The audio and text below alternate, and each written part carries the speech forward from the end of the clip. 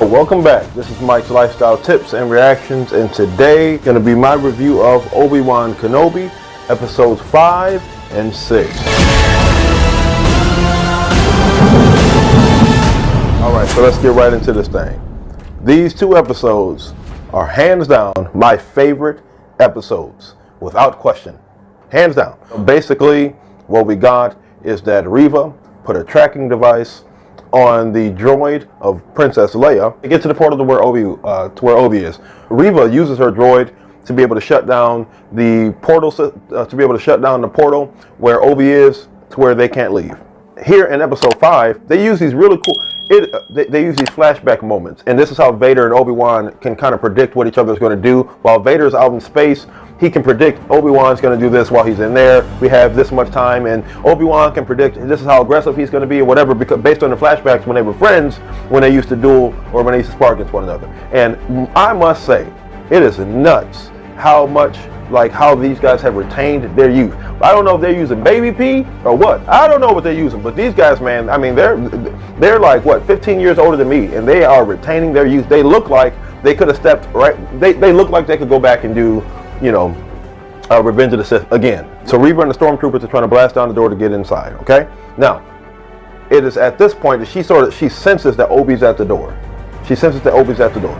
He goes up there, he's got a plan, and he's like, hey, how do you know him by Anakin? You're too young to have known him by Anakin. And then he starts to think, and it dawns on him what most of us have been thinking. She's the youngling from the opening scene of the first episode. So it dawns on him, hey, hold on, you were part of the crew that he slaughtered. You were part of the younglings that he slaughtered. And she builds up with anger and rage, and she's like, yeah, the memories start to flood back. So then he figures it out. He realizes, oh, you're hunting Vader, which I guess doesn't really totally make sense to me, because it's like, hold on, 10 years, and this is the closest you've gotten. But I guess in episode 4, they explained that really no one had gotten in Vader's presence. Vader's like Stalin. He only keeps a couple henchmen by his side, all right? So he don't let everybody get access to him. So now comes to find out Reva is, I guess all this time she's been undercover, she's seeking to get revenge against Vader. Now Tala dies. She sacrifices herself so that they can get away. Now Obi ends up turning himself over to Reva. Now in doing so, they basically negotiate and say, hey, you get Vader down here. Reva is skeptical about working with Obi because she's like, I know you're not going to kill him. I'm going to kill him. Like, I'll kill him, right? He slaughtered the only family I know. Vader gets on down there, and she's like, yeah, hey, he's in there. I got him captured. But Vader gets in there. Clearly, all the stormtroopers have been disposed of, and he gets to the ship to where Obi is about to get off, to where Obi's about to get away, and Vader just catches the whole ship with the Force and just brings it down, boy. Brings it down. I'm like, oh, they got this cat powerful. He's ripping the ship open and tearing it apart. And then I guess there was another ship within the ship, and that one got off, which I don't know how he didn't catch that one, but I guess he was like, you know what? I got something for you. So now, shortly after that, Reva comes up, and she came up in stealth mode. She didn't make a lot of noise, so I'm really not sure how Vader saw her. And now she comes up and she goes to attack Vader. Wrong move. Listen, Vader ain't even got a lightsaber. He's just tossing her around and controlling her, doing some type of force fu, okay, some type of force kung fu. He's blocking every move. She comes to slash him, he stops and moves her out and just pushes her back, and I'm just like, oh, yo, I see why he's a force to be reckoned with. Vader is that dude. Comes at him with everything she's got. She turns her saber into a double-bladed saber, and it's spinning around, and he walks up and causes the spinning double lightsaber to come to a stop, to come to a halt. And then he just removes it from her, and she's just like, oh, you really are powerful.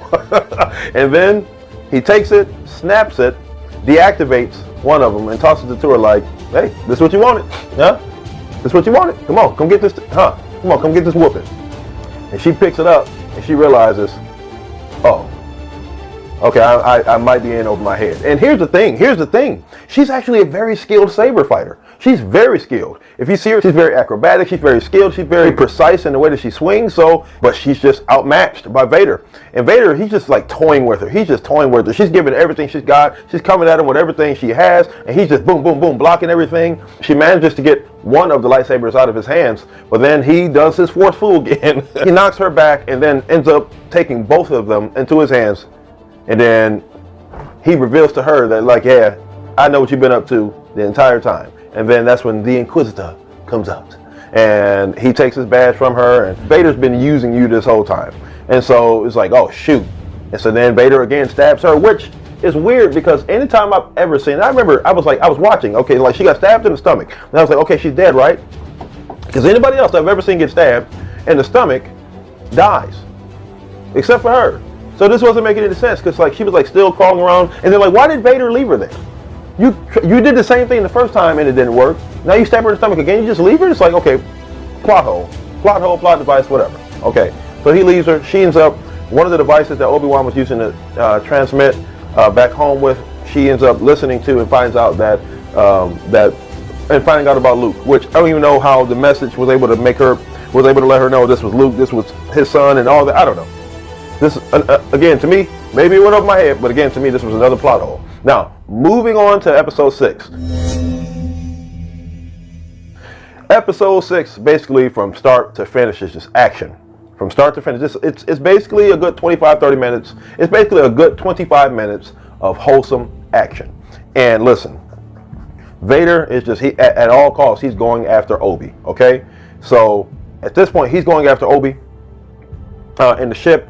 And Obi's like, look, just leave me behind. I got it. He only wants me. He gets in his own little ship, go off to this other planet. Vader follows him in a smaller little ship, and they just get to going at it.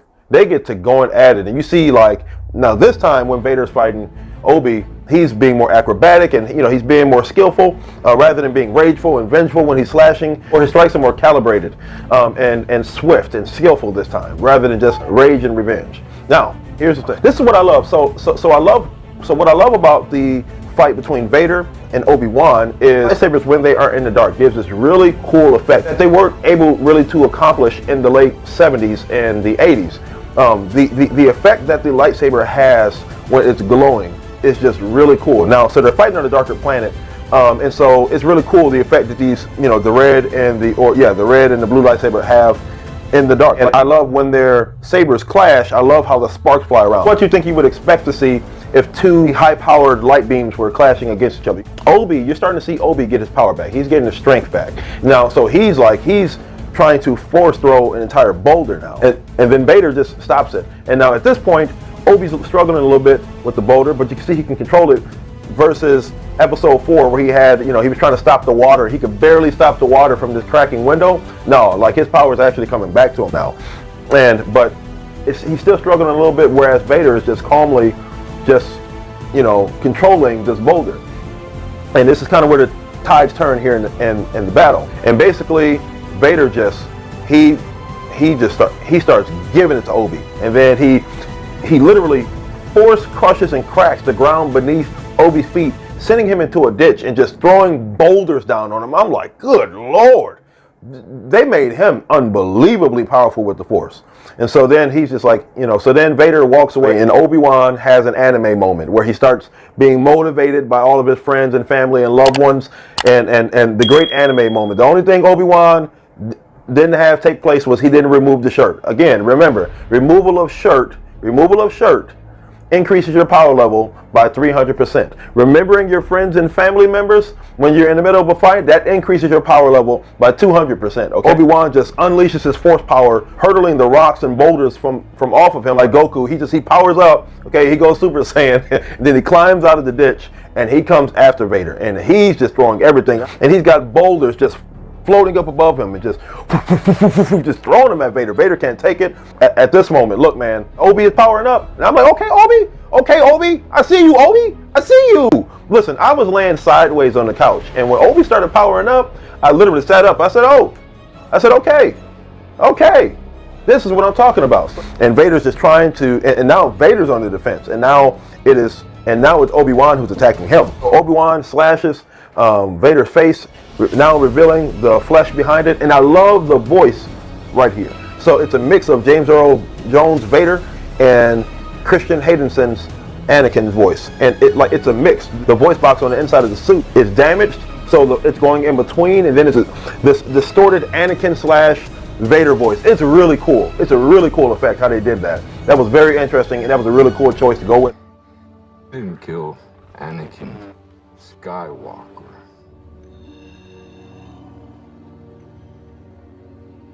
I did.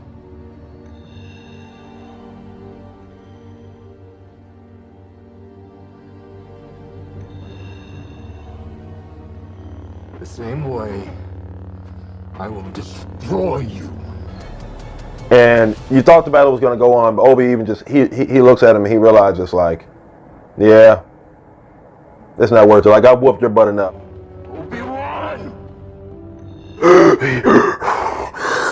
He's wheezing, he can barely move around, and he can barely stand up to his own 2 feet, but he won't even deactivate his saber. Like, that's how angry he is.